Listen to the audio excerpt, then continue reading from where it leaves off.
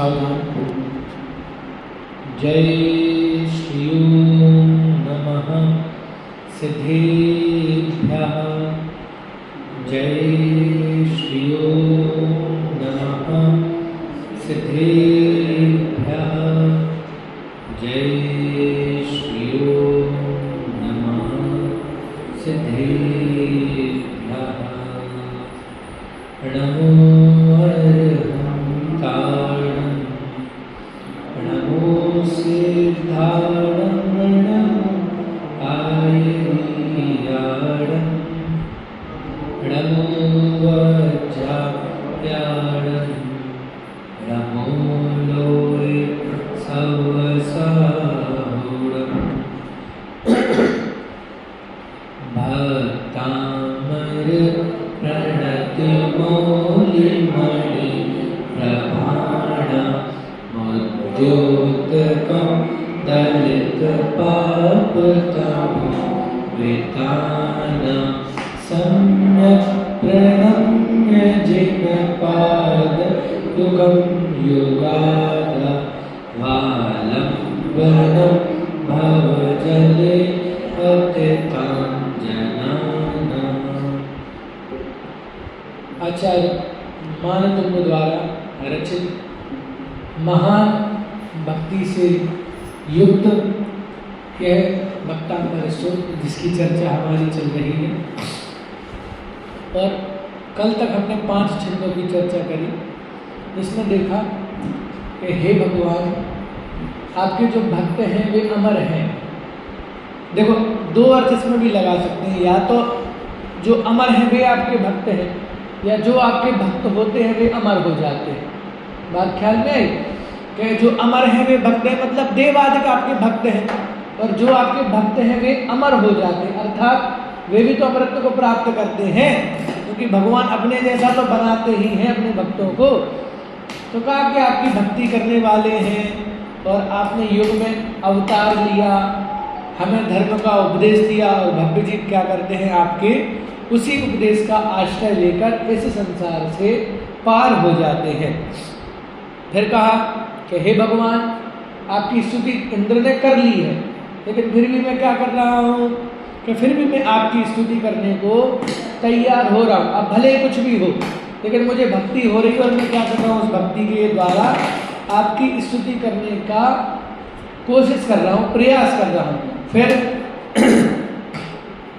तीसरे श्लोक में काव्य में बताया कि जिस प्रकार से कोई बालक होता है तो जल में पड़े हुए चंद्रमा के प्रतिबिंब को पकड़ने के लिए दौड़ता है, ठीक उसी प्रकार से मैं भी बालक के समान चेष्टा कर रहा हूँ। यद्यपि बड़े बड़े लोगों ने स्तुति कर ली है, बड़े बड़े लोगों ने आपके स्वरूप का वर्णन कर दिया है, लेकिन मैं क्या कर रहा हूँ कि जैसे बालक क्रीड़ा करता है, बालक चेष्टा करता है, वैसे बालक के समान मैं भी अपनी बुद्धि को छोड़ के मात्र आपकी भक्ति में कर रहा हूँ। फिर आगे बताया कि अब मैं कैसा काम कर रहा हूँ कि मैं एकदम हंसी उड़ाने वाला काम कर रहा हूँ। कैसा कि मान लो कोई समुद्र हो गए, प्रलय काल की हवा चल रही हो, और उसमें मगर, मक्षी, मछली आदि बहुत खतरनाक जीव हो, और कोई व्यक्ति कहे कि मैं क्या करूँगा, इसको हाथ से तैर के पार करूँगा, तो लोग तो उसकी हंसी उड़ाएंगे ना। तो मैं जी आचार्य देव कह रहे कि मैं भी वैसे ही काम कर रहा हूँ कि बह में हूँ कुछ शक्ति न रख कर भक्ति प्रेरणा से लाचार, कि हे भगवान, वो मैं वही जो आदमी कह रहा ना मैं समुद्र पार करूँगा, तो वो मैं ही हूँ। कि जैसे वो समुद्र पार करने को कह रहा है, वैसे ही आपके गुणों का वर्णन करना समर्थ नहीं हूँ, समर्थशाली नहीं हूँ मैं, आपके गुणों का वर्णन कर नहीं पाऊँगा, लेकिन मैं क्या करूँगा कि आपके गुणों का वर्णन करूँगा। अब लोग कुछ भी कहे, दुनिया कुछ भी कहे, तो 2 लोगों को दुनिया पागल समझती है। लगता पर मैंने आपको व्हाट्सएप नहीं किया, हाँ वो व्हाट्सएप नहीं किया ना मैंने उसको।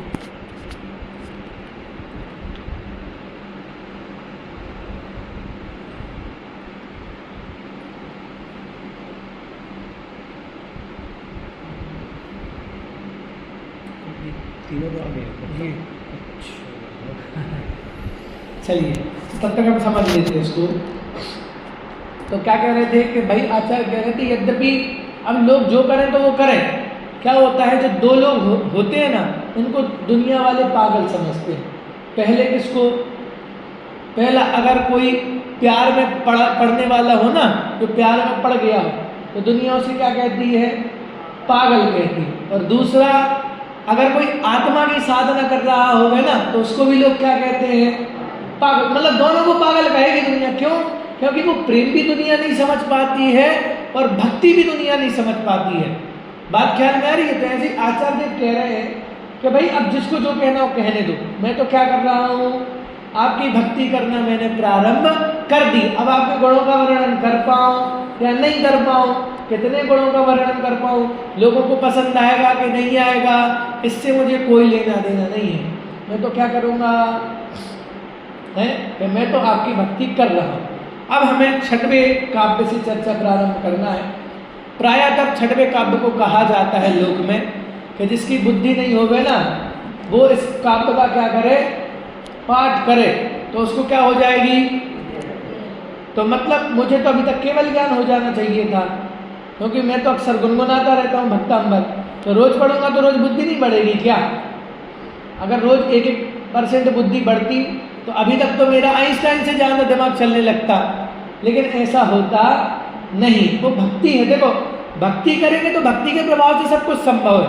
लेकिन अगर यही सोचेंगे कि मैं ये काव्य पढ़ रहा हूँ और मेरी बुद्धि बढ़ जाए, तो फिर वो संभव नहीं है। देखो पढ़ते हैं, इसमें छठवां काव्य आपको याद होगा, एक साथ पढ़ते हैं। अल्पश्रुतं श्रुतवतां परिहासगाम त्वद्भक्तिरेव मुखरी कुरुते बलान्मा यत्कोकिलः किलमदो मधुरं विरोति तच्च।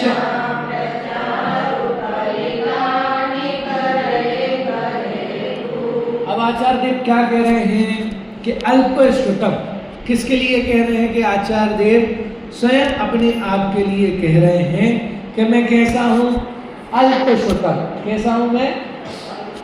कौन बात कर रहा है? देखो ये 10 लक्षण पर चल रहे हैं ना, तो हमें आचार्यों से ये समझना है कि भाई कितने ज्ञानवान होने पर भी, भावलिंगी होने पर भी क्या कह रहे हैं अपने आप को, है अल्पश्रुतम, कि भैया मैं कौन हूँ, अल्पश्रुतम हूँ, मतलब कम जानने वाला हूँ, कम बुद्धि वाला हूँ। तो जब मैं कम जानने वाला हूँ, कम बुद्धि वाला हूँ, तो क्या समस्या है? तो आगे क्या लिखा, श्रुत बताम परिहास धाम, कि मैं तो कैसा हूँ, कम बुद्धि वाला हूँ, अल्प बुद्धि वाला हूँ, अल्प श्रुत को जानने वाला हूँ। तो अब जो श्रुत बताम है, मतलब श्रुत को धारण करने वाले हैं, अधिक श्रुत को जानने वाले, अधिक ज्ञानी हैं, तो उनके लिए मैं क्या बन जाता हूँ, परिहास धाम, कि मैं क्या बन जाता हूँ, हंसी का पात्र बन जाता हूँ। भाई लौकिक में भी यही होता है, कोई अगर विचित्र व्यक्ति हो गए, पागल व्यक्ति हो गए, तो दुनिया क्या करती है, उसका मजाक बनाती है।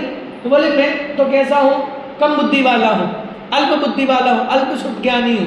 और जो बड़े बड़े ज्ञानी हैं उनके लिए तो मैं कैसा हूँ, कैसा हूँ कि हंसी कराने वाला हूँ। लेकिन फिर भी क्या कह रहे हैं, त्वद भक्ति रे, कि मैं अल्प शुद्ध हूँ और शुद्धवान क्या करेंगे, मेरी हंसी भी उड़ाएंगे। अब उड़ाए कि नहीं उड़ाए, लेकिन मैं जो काम कर रहा हूँ वो काम तो कैसा कर रहा हूँ, हंसी उड़ाने वाला ही काम कर रहा हूँ। और क्या कहा कि त्वद भक्ति रेव मुखरी कुरुते बलान्मा, कि मैं क्या कर रहा हूँ कि आपकी भक्ति के लिए तैयार हो रहा हूँ ना। तो ये जो काम कर रहा हूँ, कि अब लोग क्या कहेंगे, बुद्धिमान लोग जो हमसे ज़्यादा ज्ञानी पुरुष हैं, वे हंसी उड़ाए या नहीं उड़ाए, लेकिन फिर भी मैं क्या कर रहा हूँ, त्वद भक्ति रेव मुखरी कुरुते बलान्मा, कि मैं क्या कर रहा हूँ कि आपकी भक्ति के लिए मुखर हो रहा हूँ, या आपकी भक्ति करना क्या कर रहा हूँ, शुरू कर, मतलब अभी भक्ति शुरू नहीं करी। आचार्य पिछले छंदों से क्या कह रहे हैं, अभी बता रहे हैं कि देखो ये मैं काम मैंने ले तो लिया भैया, बहुत बड़ी जिम्मेदारी है भगवान की भक्ति करना, कर पाऊंगा कि नहीं कर पाऊंगा, लोग हंसी उड़ाएंगे, क्या करेंगे, लेकिन बता रहे हैं बार बार कि मैं कैसा हूँ, मैं कैसा हूँ, कई समझदार लोग होते ना, मान लो बहुत अच्छे बोलने वाले, तो वे क्या कहते हैं, सबसे पहले जब वक्तव्य प्रारंभ करते हैं ना, वो कहते भैया यहाँ पे बैठे जितने भी लोग हैं ना, मैं भूल के लिए पहले से ही क्षमा मांग रहा हूँ। ऐसा कर लिया तो क्या हो जाता है, बोलने के पहले ऐसा कह दिया ना कि मैं अगर कोई भूल कर दूं तो मैं पहले से क्षमा मांग रहा हूँ, तो फिर सुनने वाला कैसा सुनता है कि फिर तुम सही में भी भूल कर दोगे ना तो सुनने वाले पकड़ेंगे नहीं। क्यों नहीं पकड़ेंगे कि भाई पहले बोल दिया ना कि अगर कोई भूल हो जाए तो क्या करना, तो फिर चित्त में बैठ जाती बात। अरे कितने सरल व्यक्ति हैं, देखो ये तो मैं लौकिक लोगों की बात कर रहा हूँ, लेकिन यहाँ आचार्य देव गुमराह नहीं कर रहे हैं, हमें बुद्धू नहीं बना रहे हैं। छठवा है ना, तो यहाँ गुमराह नहीं कर रहे हैं, हमें बुद्धू नहीं बना रहे हैं कि भैया मेरे से नहीं बनेगा या मैं नहीं कर पाऊंगा, ऐसी बात नहीं कह रहे। क्या कह रहे हैं यहाँ पे, तो कि अल्प शुद्ध शुद्ध बताम परिहास गाम, कि मैं अल्प शुद्ध हूँ और क्या हूँ कि जो शुद्धवान लोग हैं उनसे कैसा हूँ, मैं हास्य कराने का पात्र हूँ, लेकिन फिर भी मैं क्या कर रहा हूँ, आपकी भक्ति कर रहा हूँ। तो फिर प्रश्न पूछा कि गुरुजी महाराज हमें आपकी बात समझ में नहीं आई, अब आप क्या करो, मुझे उदाहरण देके बताओ, आप क्या कह रहे हो अपने आप के लिए, आपको समझ में। आचार्य माने तो मेरे पहली दो बातों में तो सिद्धांत कह रहे हैं, फिर दूसरी दो बातों में क्या कर रहे हैं, बार बार उदाहरण देके समझा रहे हैं कि आप जो कह रहे हैं ना हमें आपकी बात समझ में नहीं आ रही, पहले आप निश्चय कर लो क्या करना है। आप अपने आप को क्या कह रहे हो, अल्प शुद्ध भी कह रहे हो, फिर क्या कह रहे हो दूसरी लाइन में कि मुझे स्तुति भी करना है, तो क्लियर करो स्तुति करना है कि नहीं करना है, आप अल्प शुद्ध हो कि नहीं हो। बड़े लोग जो बुद्धिमान लोग हैं वे हंसी उड़ाएंगे कि नहीं उड़ाएंगे, और अगर हंसी उड़ाएंगे तो फिर क्यों कर रहे हो आप, मत करो ना ऐसा काम। लेकिन आगे देखो वे बता रहे हैं, क्या बता रहे हैं, देखो हिंदी अनुवाद पढ़ते हैं इसका। अल्प शुद्ध हूँ शुद्धवानों से हास्य कराने का ही दाम, करती है बाचाल मुझे प्रभु भक्ति आपकी आठों याम, करती मधुर गान मधु में जग जन मन हर अति अविराम, उसमें हेतु सरस फल फूलों से युक्त हरे हरे तरुआ।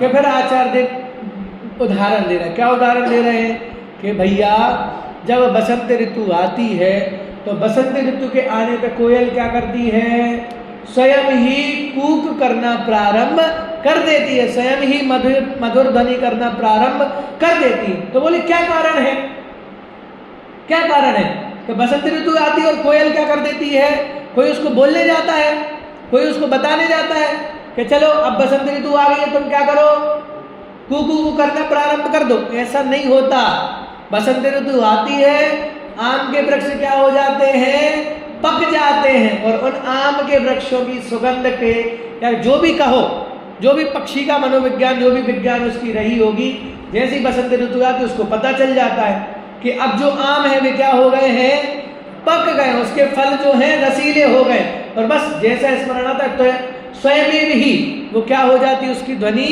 गुंजायमान होने लगती है। तो आचार्य देव ने फिर उदाहरण से समझाया कि ऐसे ही मैं भी अल्प शुद्ध हूँ, लेकिन मैं भक्ति क्यों कर रहा हूँ कि भाई आम नहीं कहने जा रहे कोयल से कि मेरा अब बसंत ऋतु आ गई है, मेरे अंदर रस आ गया है, तुम क्या करो, कू करना प्रारंभ कर दो, आम कहने नहीं जा रहे। स्वयं ही कोयल क्या करने लगती है, ध्वनि करने लगती है। वैसी भगवान की इतनी महिमा है कि जब जब मैं भगवान को याद करता हूँ तो मेरे मन से भी वो सहज ही भक्ति निकल आती है। तो देखो इसके दूसरी लाइन में अगर हम देखें तो ऊपर छंद में देखो, यत कोकिला किल मधौ मधुरम बिरोती, कि जिस प्रकार से कोयल क्या करती है, किल मधौ के निश्चित ही क्या करती है, मधुरम बिरोती के मधुर ध्वनि क्या करती है, गुंजायमान करती है। तो उसका कारण क्या होता है, तच्च आम्र चारु कलिका निकरैक हेतु, कि निश्चित ही उसका एकमात्र प्रयोजन क्या होता है, एकमात्र कारण क्या होता है कि वे जो आम हैं वे पक जाते और बस उन्हीं आम के द्वारा अपने आप स्वयं में भी उसकी ध्वनि निकलने लगती है। तो वैसे ही वे क्या कह रहे हैं कि मैं भी भक्ति कर रहा हूँ ना, आपकी स्तवन कर रहा हूँ, स्तुति कर रहा हूँ, तो क्या कारण है उसका? प्रभु एक ही कारण है कि आपकी भक्ति, कि आपकी भक्ति है वो मुझे क्या कर रही है, बार बार प्रेरित कर रही है। समझ में आया? 2 लाइनों में बस आचार्य देव ने अपनी बात कही और बाकी की 2 लाइनों में उदाहरण से भी समझा दिया। मतलब आप ये समझो 4 लाइनों में उन्होंने क्या किया, आपको सिद्धांत भी बता दिया, अपने मन की बात भी बता दी और उदाहरण से भी समझा दिया। मान लो अगर कोयल कूकू नहीं करेगी तो, कोयल कूकू नहीं करेगी तो समाज उसको स्वीकार नहीं करेगा कि तुम कैसी कोयल हो, कूकू नहीं कर रही हो, आम के वृक्ष में फल लग गए, ऐसा होगा क्या? तो आचार्य मानतुंगदेव से कोई कहने नहीं जा रहा कि तुम भगवान की स्तुति करो, ये नहीं करोगे तो हम आपको आचार्य नहीं मानेंगे या मुनिराज नहीं मानेंगे। लेकिन भक्ति इतनी उछल रही है कि वो भक्ति स्तवन किए बिना रह नहीं रही है। जैसे वो कोयल है, यद्यपि वो नहीं चाहे, किसी का प्रेशर भी नहीं है, लेकिन स्वयं उसका मन इतना प्रफुल्लित हो जाता है कि वो क्या करती है कि ध्वनि किए बिना नहीं रहती। वो कारण क्या बन जाता है कि भाई आम के द्वारा हुआ। तो वैसे यहाँ भी कह रहा है कि आपकी भक्ति तो है, लेकिन एकमात्र कारण है कि आपकी भक्ति ही मुझे बार बार प्रेरित कर रही है। अब देखो आगे, अब ये बता रहे, अभी भी स्तुति नहीं करी भगवान की शुरू, अब क्या बता रहे हैं कि जो जिनेंद्र भगवान की स्तुति है ना, उसको करने से क्या मिलेगा, तो क्यों हमें भगवान की स्तुति करें। देखो पढ़ते हैं एक साथ। त्वत्संस्तवेन भवसंतति सन्निबद्धं पापं क्षणाक्षयमुपैति शरीरभाजाम् आक्रान्तलोकमलिनी नमसेसमाशु सूर्यासुभिन्नमिव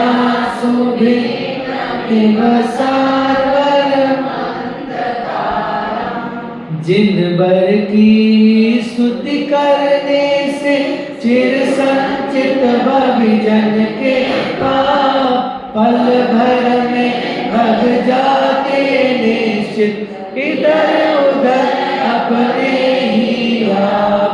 सकल लोक में व्याप्त रात्रिका विमर सरिता काला ध्वां, प्रातः रव की उग्र किरण लग हो जाता क्षण में प्राणा।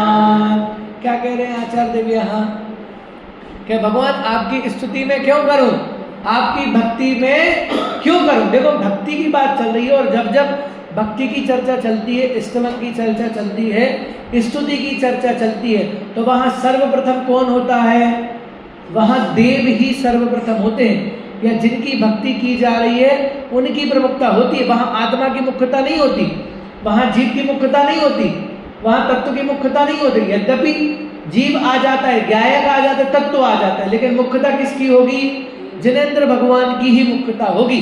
तो ये उत्कृष्ट भक्ति साहित्य है भक्तांबर स्तुति। तो इसमें भी क्या कह रहे हैं कि भगवान आपकी भक्ति करने से क्या हो रहा है कि जिन बर की स्तुति करने से चिर संचित भविजन के पाप। मतलब ये जो पद्यानुवाद किया है ना अमरनाथ जी ने, क्या एकदम बिल्कुल सरल, आप इसको सीधी लाइन में बिगड़ कि जिन बर की स्तुति करने से चिर संचित भविजन के पाप पल भर में भग जाते निश्चित।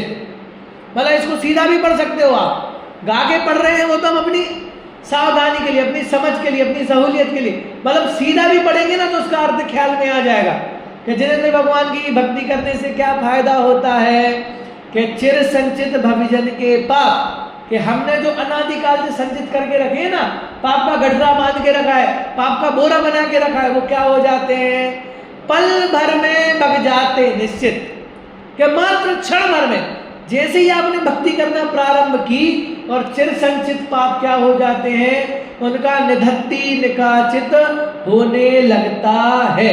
किसका, कि जो कर्म हमने बांधे हैं। तो भक्ति भी उतनी ही निमित्त है ख्याल में आए ना? अगर भक्ति निमित्त नहीं होती तो आचार्य भक्ति साहित्य की रचना नहीं करते। इसका मतलब पूजन, भक्ति, विधान आदि सब कुछ अति आवश्यक है। कब तक आवश्यक है? कि जब तक तुम मुनिराज नहीं बन जा रहे। मुनिराज बन जाओ, फिर मुनिराजों को दर्शन का भी नहीं लिखा। बात ख्याल में आ रही है क्या कह रहा हूं मैं? जब तक आप मुनि नहीं बनते हैं, महाव्रत अंगीकार नहीं करते हैं, तब तक ये सब करना पड़ेगा। और एक बार मुनि बन जाए, महाव्रत अंगीकार कर ले, तो फिर हम आपसे नहीं कहेंगे कि आप ग्रंथ पढ़ो, फिर हम आपसे नहीं बोलेंगे कि आप देव दर्शन करने आओ, फिर हम नहीं कहेंगे कि अभिषेक करने आओ। लेकिन जब तक वो भूमिका नहीं हो रही है, तब तक तो ये सब अवलंबन लेना पड़ेगा। तो कह रहे हैं कि भगवान की स्तुति करने से हमारे जो अनादि काल के पाप हैं वे क्या हो जाते हैं? पल भर में भग जाते। निश्चित बिल्कुल नियम से कि आप भगवान की भक्ति शुरू करोगे और नियम से। देखो, हमें तुरंत लाभ नहीं दिख रहा है, लेकिन अंतरंग में हमारी विशुद्धि बढ़ रही है और कर्मों का निधत्ति निकाचित होना शुरू हो गया है। अब ये तुरंत नहीं दिखेगा हमें, कई बार तो तुरंत भी दिख जाता है। तो सेठ जी की कहानी सुनी कि नहीं सुनी? बिल्कुल मंदिर जी नहीं जाते थे, जिस गली में मंदिर होता था उस गली से भी नहीं निकलते थे। अब एक बार पंडित जी को कहीं, एक बार किसी व्यक्ति को कहीं जाना था और दूसरे रास्ते सारे बंद थे। अब वो रास्ता कहाँ से जाता था? कि मंदिर के सामने से जाता था। अब क्या करे, जाना तो पड़ेगा। तो वे मंदिर के सामने से जा रहे थे, मंदिर के सामने जा रहे थे, तभी पैर में कांटा लग गया। तो उन्होंने कान बंद कर लिए पहले कि मंदिर के पास से जा रहे हैं ना, और उन्हें लगा कि पंडित जी के प्रवचन हो रहे होंगे, अब ऐसा नहीं हो गलती से मुझे सुनाई दे जाए। तो उन्होंने क्या कर लिया?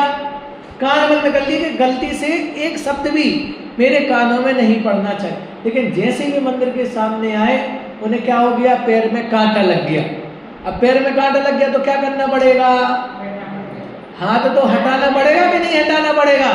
नहीं तो कांटा कैसे निकलेगा? तो हमने एक हाथ रखा और एक हाथ ऐसे हटाया और अपने पैर का कांटा निकाला। तो जितना समय उन्हें कांटा निकालने में लगा ना, उतने में उन्होंने क्या सुन लिया? कि देवों की परछाई नहीं होती।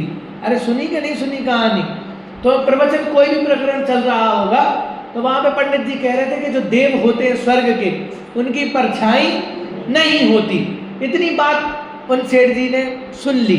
अब उस समय कोई त्योहार कुछ भी वो था, तो ऐसे त्योहारों पे शायद मान्यता चलती है कि जो गेट वगैरह है वे खुले रखना चाहिए। जैसे दीपावली पे चलती है कहावत कि दीपावली के दिन क्या करना चाहिए? जो दरवाजे वगैरह क्या करना चाहिए? खुले रखना। क्यों खुले रखना चाहिए?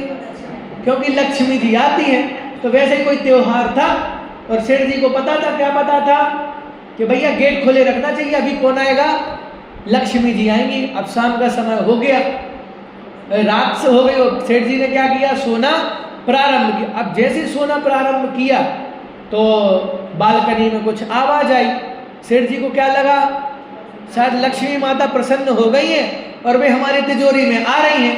तो सेठ जी देखते रहे, मतलब इंतजार करते रहे, क्या करने दो उनको, अंदर आने दो। अंदर आके देखा तो अलमारी खुली।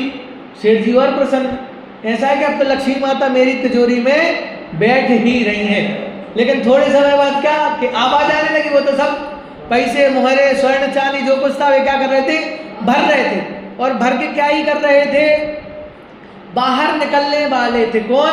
कि वे लक्ष्मी माता नहीं थी, वे चोर थे। तो जैसे वे बाहर निकलने वाले थे, सेठ जी ने जगे और खेले, देख तो ले हम लक्ष्मी माता कैसी होती। और जैसे ही देखा तो क्या देखा? कि उन्हें उनकी परछाई दिखी। और मंदिर में क्या सुना था? कि देवों की परछाई। तुरंत बल्ब जलाया, देखा तो चोर थे और वे सेठ जी को फायदा हो गया, मतलब उनकी चोरी होने से बच गई। तो वहां तो ये एग्जाम्पल दिया कि वे सेठ जी सुनते नहीं थे, मात्र उतनी सी बात सुनी और अपने करोड़ों का नुकसान करवाने से बच लिया। तो अब कल्पना करो कि सेठ जी ने सुना कि नहीं सुना। अब कहानी में नहीं घुसना, कहानी यहीं खत्म हो गई। अब अपन हकीकत पे आते हैं। तो जब सेठ जी ने मान लो अगर सुना होगा और उनका फायदा हो गया, नुकसान होने से बच गए, तो जब हम रोज रोज सुनने आ रहे हैं तो क्या हमारा कुछ फायदा नहीं हो रहा होगा? बात समझ में आ रही है? दृष्टांत सिर्फ दृष्टांत होता है, कहानी खत्म हो गई। तो अगर उस व्यक्ति को 2 सेकंड में सुनने पे इतना लाभ हो सकता है, तो हम तो प्रतिदिन सुन रहे हैं, प्रतिदिन भगवान की भक्ति कर रहे हैं, तो क्या हमें लाभ नहीं होगा?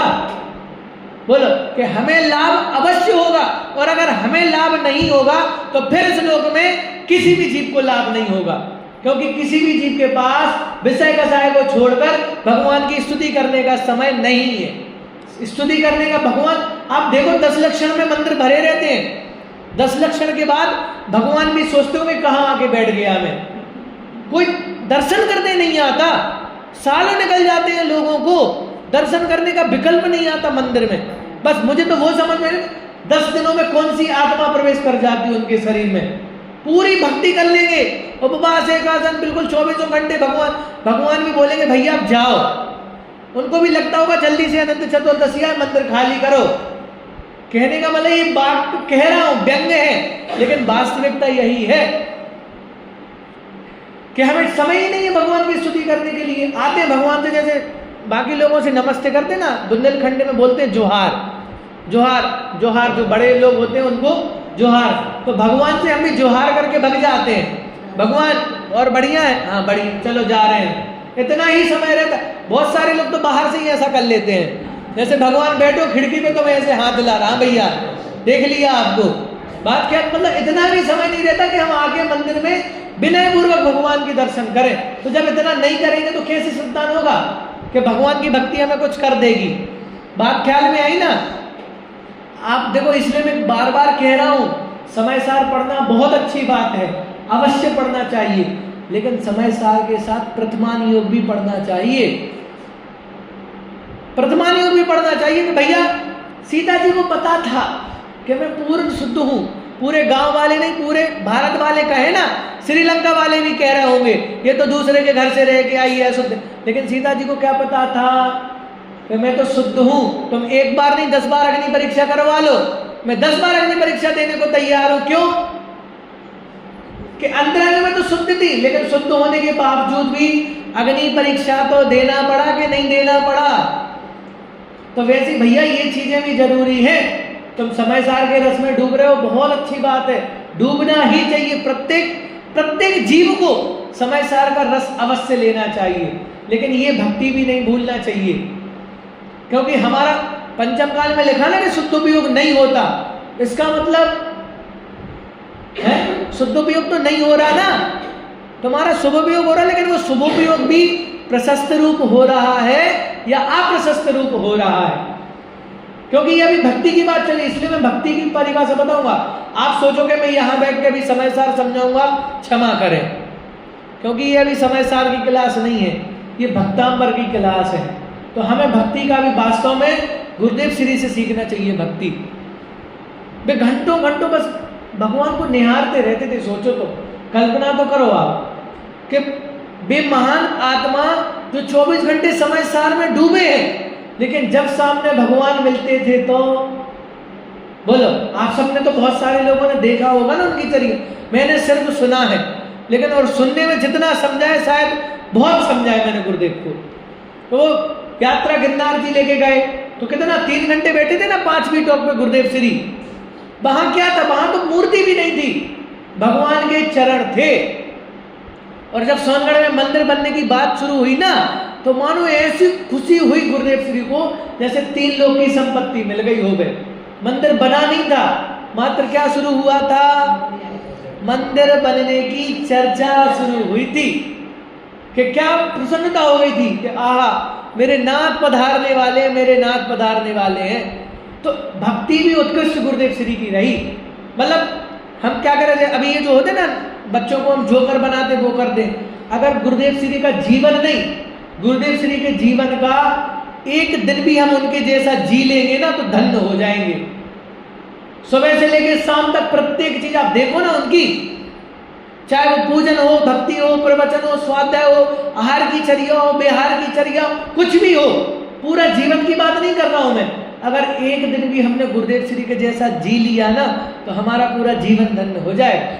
तो भक्ति की बात चल रही है कि भाई भगवान की भक्ति करना। तो भक्ति कब करेंगे? कि जब हमें उसमें से कुछ प्रॉफिट दिखेगा। तब तक प्रॉफिट नहीं दिखेगा तो हम क्यों करें भगवान की भक्ति? है कि नहीं? इसलिए नमो अरिहंताणम कहा ना हमने सबसे पहले, नमो सिद्धाणम नहीं कहा। क्यों नहीं कहा? क्यों नहीं कहा कि ये जो जीव है ना, हम बहुत स्वार्थी है, जिससे कोई लाभ नहीं होता ना उसको नहीं पूछते, जिससे लाभ होता है उसको ही पूछेंगे। इसलिए सिद्ध भगवान हमारा कुछ नहीं कर रहे, हमने तुरंत कहाँ रख दिया, दूसरे नंबर पे। प्रभु आप बड़े हो लेकिन हमारे काम के नहीं आ रहे हो, इसलिए आप दूसरे, हम कहाँ रखेंगे पहले नंबर पे, तो नमो लोए अरहंताड़म, क्योंकि वे हमें साक्षात सुखी होने का मार्ग बता रहे हैं। तो वैसे ही जब वे साक्षात सुखी होने का मार्ग बता रहे तो क्या उनकी भक्ति नहीं करेगी क्या है? उनके प्रति जब हमारी श्रद्धा जगेगी, उनकी भक्ति उमड़ेगी, तो भक्ति कुछ नहीं करेगी क्या? भक्ति भी अवश्य करेगी। क्या करेगी? जिन पर की स्तुति करने से चिर संचित भविजन के पाप पल भर में भग जाते निश्चित, इधर उधर अपने ही आप सर्व सकल लोक में व्याप्त रात्रि का भ्रमर सरीखा काला ध्वांत प्रातः रवि की उग्र किरण लग हो जाता क्षण में प्राणा। क्या दे रहे हैं? अंधेरे का उदाहरण दे रहे हैं। कैसा उदाहरण दे रहे हैं? कि मान लो अमावस्या की रात हो गई, तारे भी दिखाई नहीं दे रहे हैं, एकदम घनघोर काली रात है। और कैसी है? भ्रमर सरीखा, कि काले भी बहुत प्रकार के होते हैं, कोई कोयल कलर का काला होता है, कोई कौवे के प्रकार का काला होता है, लेकिन जो भौरा होता है वो भौरे का कलर सबसे ज्यादा काला होता है, कहते हैं ऐसा। तो कह रहे मान लो वो अंधेरा होगा, और वो अंधेरा कैसा है कि भौरे के समान काला है। लेकिन क्या कह रहे हैं? प्रातः रवि की उग्र किरण लग, अभी पूरा सूरज नहीं आया, मात्र सूरज की क्या आई है? एक किरण आई है। और जैसी सूरज की एक किरण आती है और चुटकी बजाते सारा अंधेरा क्या हो जाता है? गायब हो जा लग के हो जाता क्षण में प्राणन, के मात्र एक किरण आती है और पूरा अंधेरा गायब हो जाता एक क्षण में। तो कह रहे भगवान, जब अभी भगवान की बात नहीं चल रही है, मात्र भगवान की स्तुति की बात चल रही है कि भगवान जब आप तो पूरे दुखों को हरण करने वाले हो, लेकिन सूरज की एक किरण भी क्या कर देती है? अंधकार को गायब कर देती है। वैसे ही आपकी भक्ति से क्या होते हैं कि ये जो पाप है ना छोटे मोटे, ये तो क्या हो जाते हैं? अपने आप भाग जाते हैं। बात ख्याल में आई? इसको देख लेते हैं संस्कृत को। इसकी लाइन है त्वत् संस्तवेन भव संतति सन्निबद्धम, के हे भगवान त्वत् संस्तवेन, कि आपके संस्तवन से भव संतति सन्निबद्धम, के अनादि काल से जो भव की संतति है, सन्निबद्धम के बंधी हुई है। क्या बंधी हुई है? कि पापम, कि अनादि काल के जो भव संतति के पाप हैं वे क्या कैसे हैं? भली प्रकार से बंधे हुए। तो क्या होता है? क्षणात, क्या लिखा? क्षणात क्षय मुपेति, के क्षण भर में क्या हो जाता है? क्षय मुपेति, के क्षण भर में क्या हो जाता है? क्षय हो जाता है। और किसके? शरीर भाजम, शरीर भाजम मतलब शरीरधारियों के, कि हम सब शरीरधारी है ना, तो शरीरधारी है और शरीर में वे पाप बंधे हुए। तो जब हम भगवान की स्तुति करते हैं तो वे पाप क्षण भर में क्या हो जाते हैं? दूर हो जाते हैं, नष्ट हो जाते हैं। और आगे लिखा है आक्रांत लोकमलि नीलम शेष मासु, आक्रांत के फैला हुआ है, लोकमलि के पूरे लोक में, नीलम शेष मासु के भौरे के जैसा काला अंधकार, सूर्यांशु, क्या लिखा?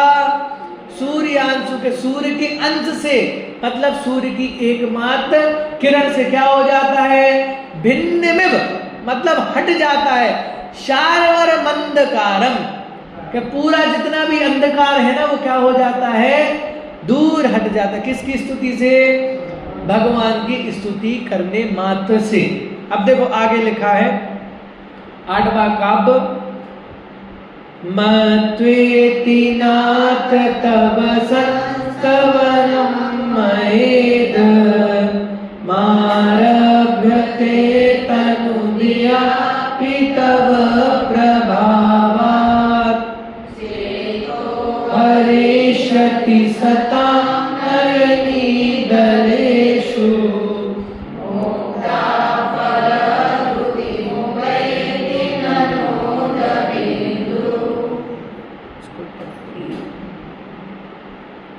देखो, मैं मतिहीन दीन प्रभु तेरी शुरू करूं स्तुति अगहान, प्रभु प्रभाव ही चित्त हरेगा, संतों का निश्चय से मान।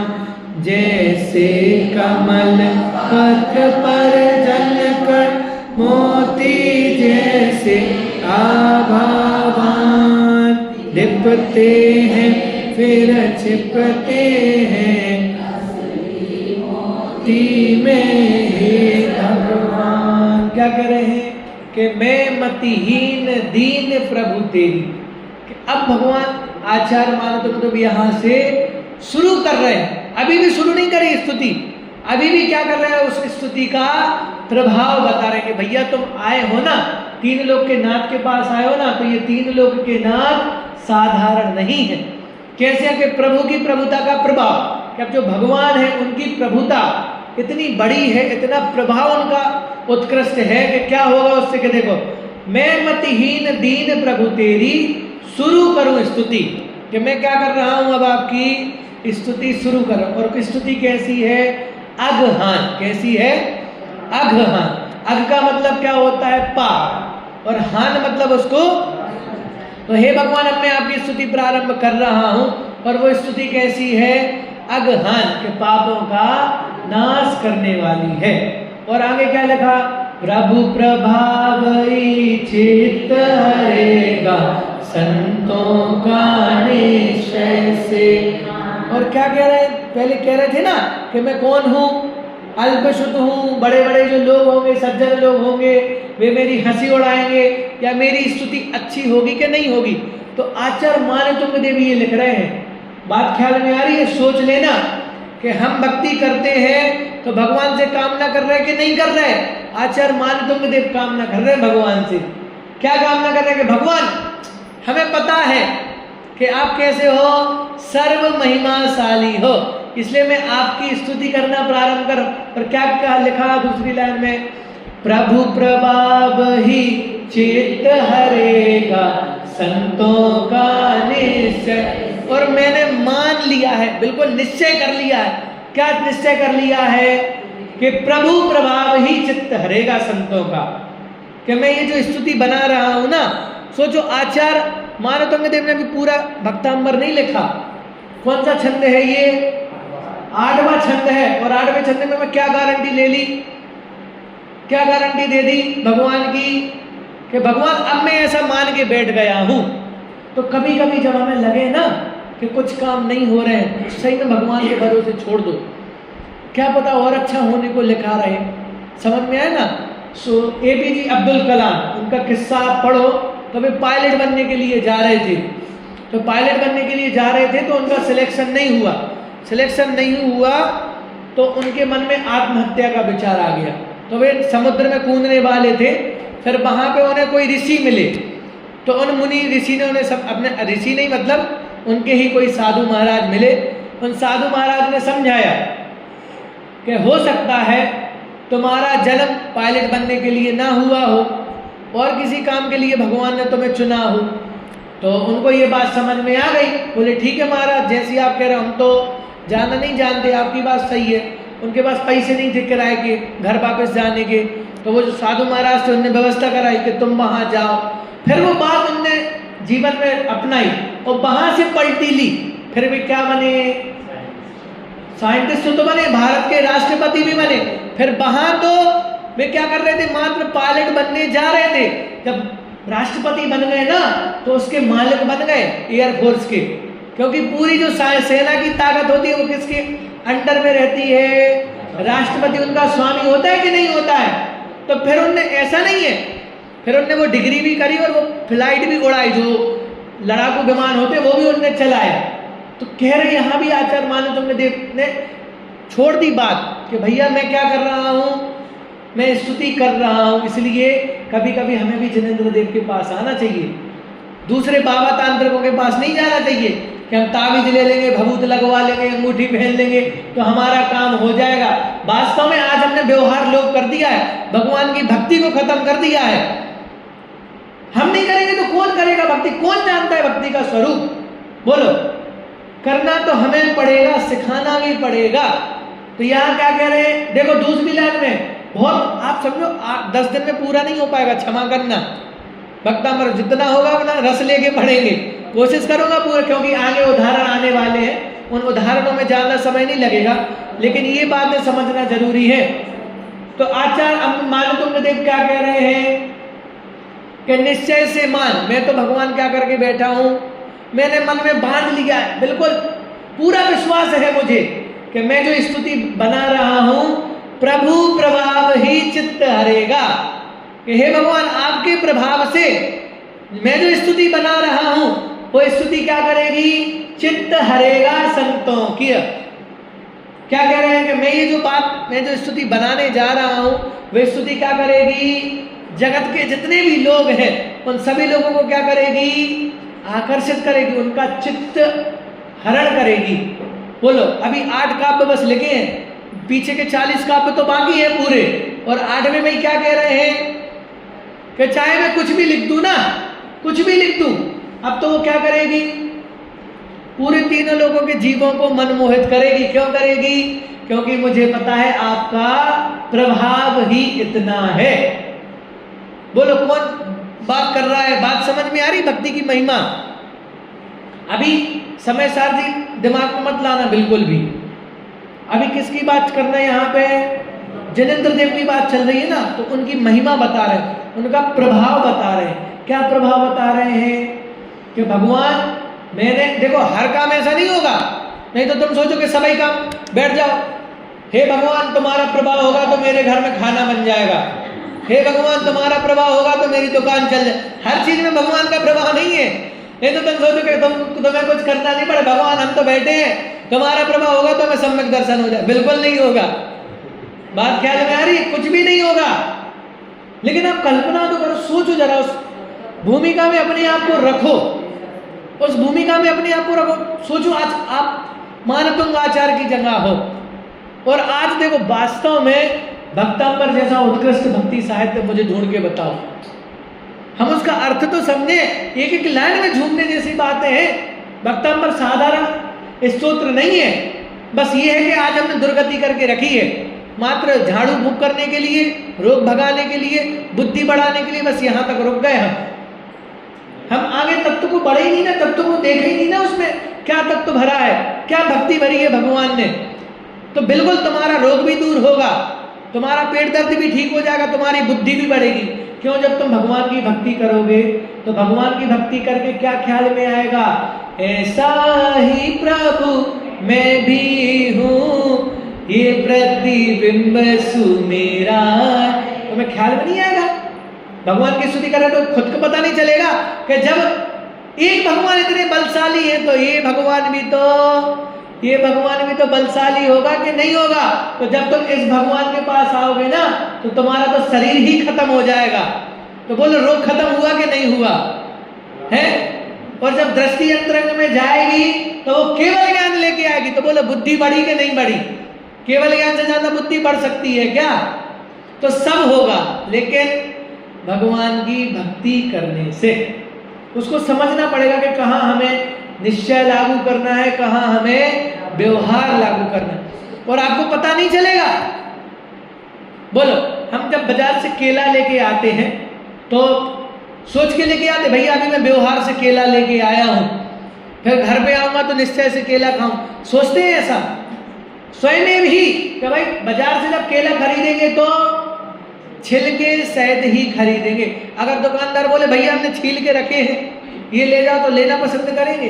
क्यों, तो वहां अपने बुद्धि सेट है ना हमारी कि भैया लेना है तो छिलके सहित लेंगे। लेकिन जब खाना है तो पढ़ना पड़ता है, किसी किताब में गूगल करना पड़ता है कि केले को कैसे खाया जाए। तुरंत ही जब खाना होगा तो छिलका अपने आप निकल जाएगा। वैसे भक्ति करोगे ना तो अपने आप पता चल जाएगा कि कहाँ व्यवहार करना है और कहाँ निश्चय में आना है। तो मैं तो ये कह रहा हूँ आचार्य मानतुंग देव भक्ति में झूम रहे हैं और वास्तव में भगवान की महिमा बता रहे। क्या महिमा बता रहे कि हे भगवान, बोलो मान लो आज से 500 साल पहले आचार्य मानतुंग देव ने ये ग्रंथ की रचना करी, या इस भक्तांबर स्तोत्र को लिखा। और आज 500 साल में आप देखो जन जन के कंठ का हार बन गया भक्तांबर स्तोत्र।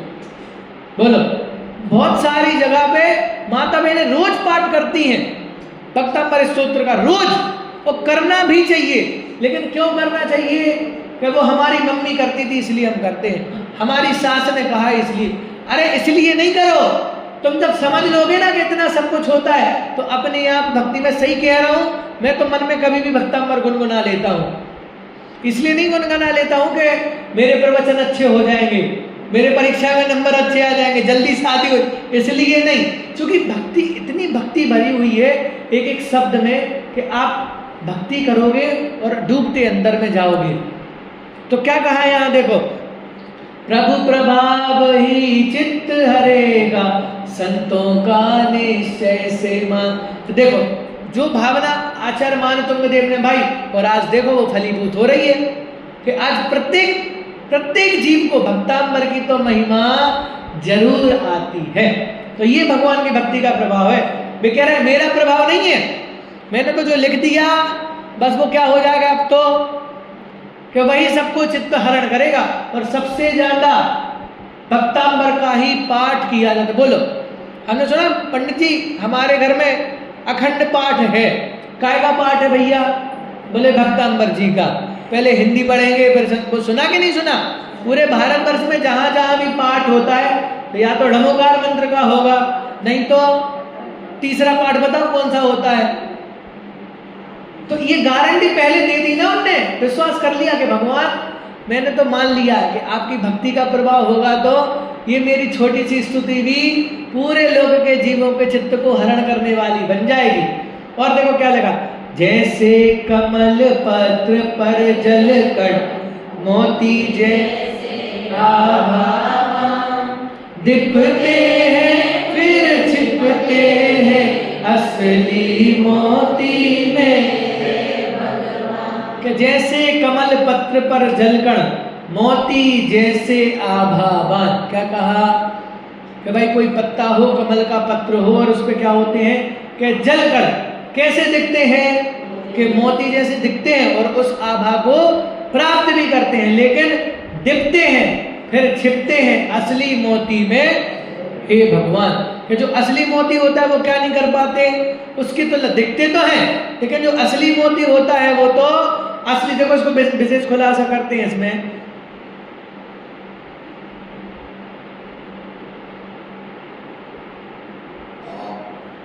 देखो जिस प्रकार कमलिनी पत्र के प्रभाव से जल की बूंद भी मोती जैसी सुंदर दिखती है, उसी प्रकार आपके प्रभाव से मेरे द्वारा की गई स्तुति भी सज्जनों का चित्त प्रसन्न करेगी। क्या कहा कि कमल पत्र पे अगर बूंद होवे ना तो वो कैसी दिखती है? किसकी विशेषता है? किसकी विशेषता है? कि बोले वो कमल के पत्र की है, वो कमल के पत्र पे बूंद है लेकिन वो कैसी दिख रही है?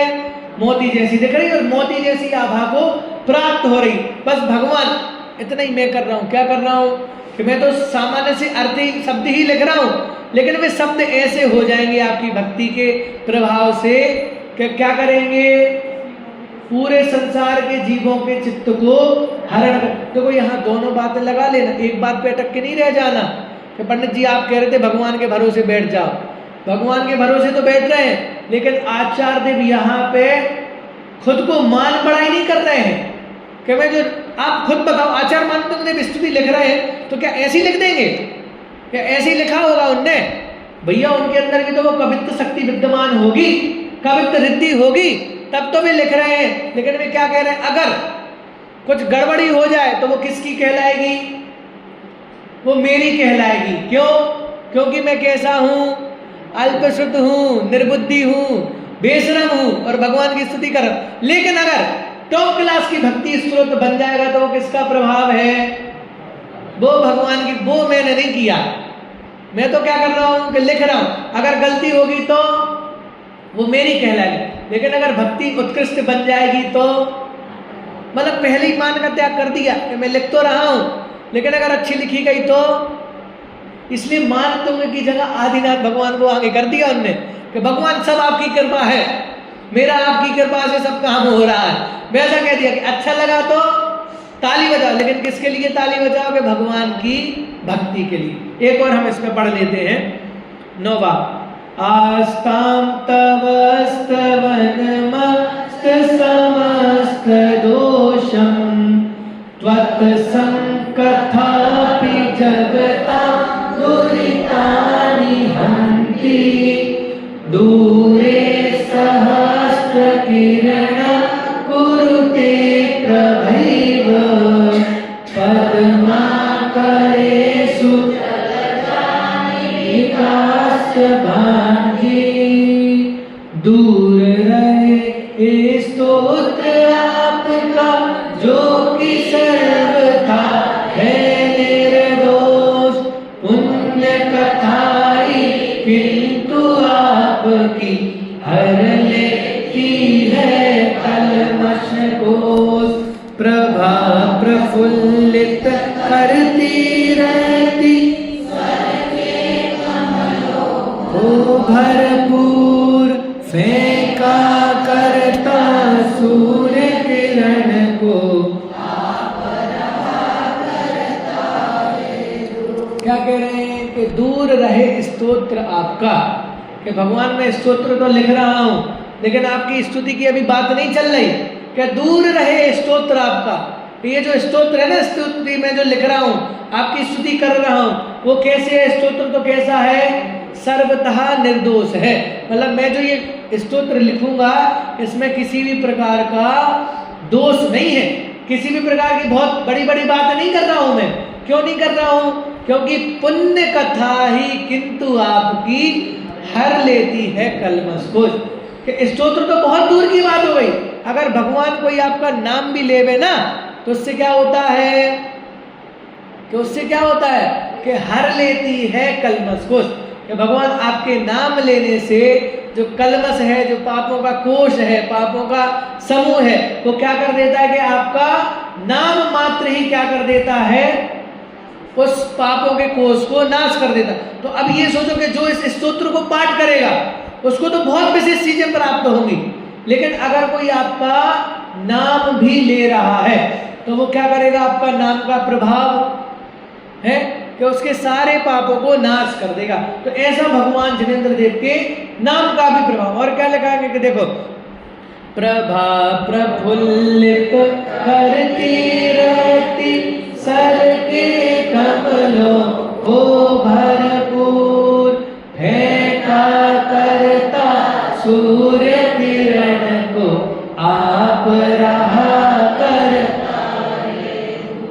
कि भैया जो तालाब में सागर कमल होते हैं ना, कमल, तो कमल कब खिलते हैं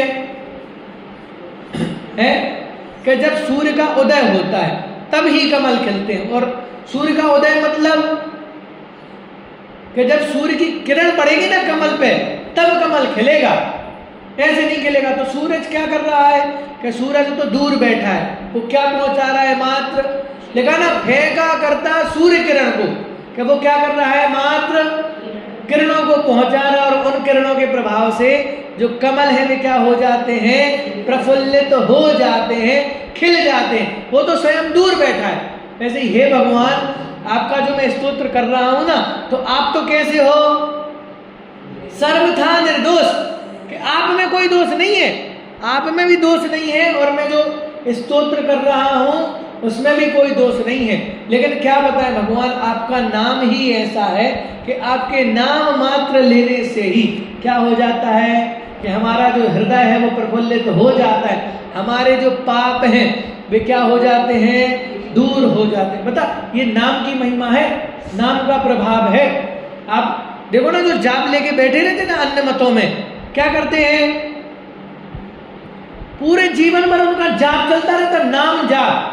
तो ये नाम का प्रभाव है इतना कि वे बस नाम लेते हैं, नाम जो भी नाम लेते होंगे, राम राम, जो भी, राधा राधा, कृष्ण कृष्ण, जो भी, पूरे जीवन भर उनकी जाप चलती रहती। क्यों? क्यों नाम लेते रहते हैं वे?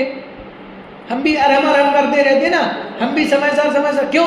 कि भैया नाम मात्र समय सार का नाम सुनने से ही हम कैसे हो जाते हैं? प्रफुल्लित हो जाते हैं। तो वैसे भगवान आपका नाम लेने से क्या हो जाते हैं कि हम भी प्रफुल्लित हो जाते हैं। बात ख्याल में आई?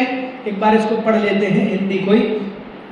दूर रहे हे स्तोत्र आपका जो कि सर्वथा है निर्दोष, पुण्य कथाई किंतु आपकी हर लेती है कलमश को,